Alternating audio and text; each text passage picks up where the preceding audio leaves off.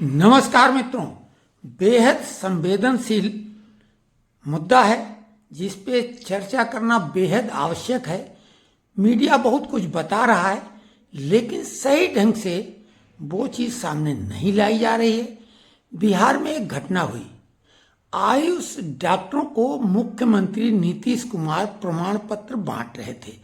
उसमें एक मुस्लिम युवती जिसका प्रमाण पत्र, नियुक्ति प्रमाण पत्र नीतीश कुमार दे रहे थे, वो हिजाब लगा के आई थी। नीतीश कुमार ने हिजाब हटाने को कहा और साथ में अपने हाथ से कहते कहते उन्होंने हिजाब हटा दिया।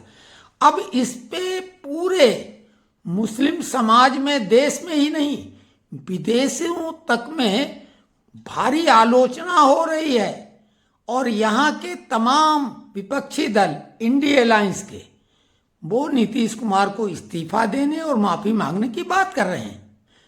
भाजपा ने भी इसके बदले में जो किया है वो कोई काउंटर नहीं है। भाजपा को हिंदूवादी सरकार कहा जाता है, लेकिन क्या उन्हें करना चाहिए? भाजपा और उनके मीडिया तंत्र ने अशोक गहलोत का एक वीडियो शेयर किया जिसमें वो एक महिला का घूंघट हटाते हुए दिखाई दे रहे हैं और साथ में ही एक मुस्लिम बुर्का नशीन महिला को उन्होंने बड़े सम्मानजनक ढंग से बात की और उसके बुर्का को हटाने की बात नहीं की, जबकि उन्होंने बोला अब घूंघट का जमाना नहीं रहा और अपने हाथ से हटा दिया।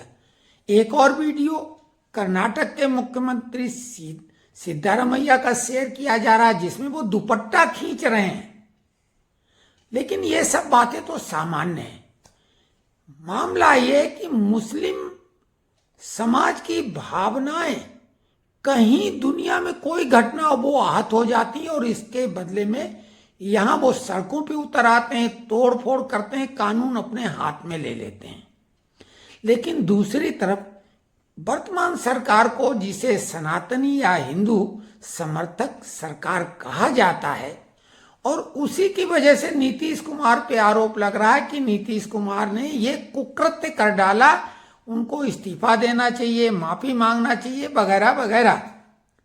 अब ध्यान दीजिए, इसी सनातनी और हिंदूवादी सरकार से हम कह रहे हैं कि पाकिस्तान में हजारों युवतियां, लड़कियां अगवा कर ली जाती हैं, शादी के मंडप से, उनके घर के सामने से, बाजार से, और उनका जबरन धर्म परिवर्तन कर लिया जाता है। 13-14 साल की मासूम बच्चियों का निकाह अधेड़ लोगों से करा दिया जाता है, जबरिया धर्म परिवर्तन कराया जाता है। ये गंभीर घटना ज्यादा है या हिजाब को हटाना? इस पे न तो हमारी हिंदूवादी सरकार बोलती है और न कोई मुस्लिम बोलता है। बांग्लादेश में तो हद ही हो गई। 2500 क्रूरतम, घिनौने, पैशाचिक मामले हिंदुओं के साथ घटित हुए हैं जब से हसीना का निर्वासन हुआ है। और अभी एक हिंदू व्यक्ति को, उनके एक नेता की जो हत्या हुई, किसने की, क्यों की, कैसे की, बात की बात है। तो उसके साथ जो क्रूरता की गई, उसको मार पीट के, चमड़ी उधेड़ के, उल्टा लटका के, पेट्रोल छिड़क के जिंदा जला दिया गया। लेकिन उसके ऊपर कोई चू नहीं बोल रहा। यही नहीं, अगर हमारी सरकार है, क्योंकि वो वहां के हिंदू और पाकिस्तान के हिंदू तो भारत का ही हिस्सा रहे ना 47 के पहले, और कुर्सी के प्यार में देश के टुकड़े टुकड़े कर दिए गए। उन लोगों की क्या गलती थी? वो तो भारतीय थे ना, और ये भारतीयों की संतानें हैं।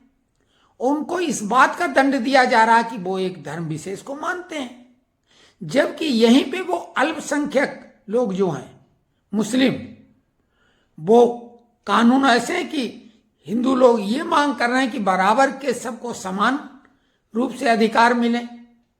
यानी यहां पर उन्हें विशेषाधिकार मिले हुए हैं कई तरह के। बात उन अधिकारों की तो हम कर ही नहीं रहे। बात क्रूरता, निर्दयता, पैशाचिकता और बहसीपन, हैवानियत, वर्सेज एक ऐसा मामला है जो कानूनी रूप से उसको हिजाब लगा के वहां जाना ही नहीं चाहिए था। कौन प्रमाण पत्र ले रहा है, ये कैसे चिन्हित होगा? भाई कहीं पे भी सार्वजनिक स्थल पर पहचान तो आवश्यक है।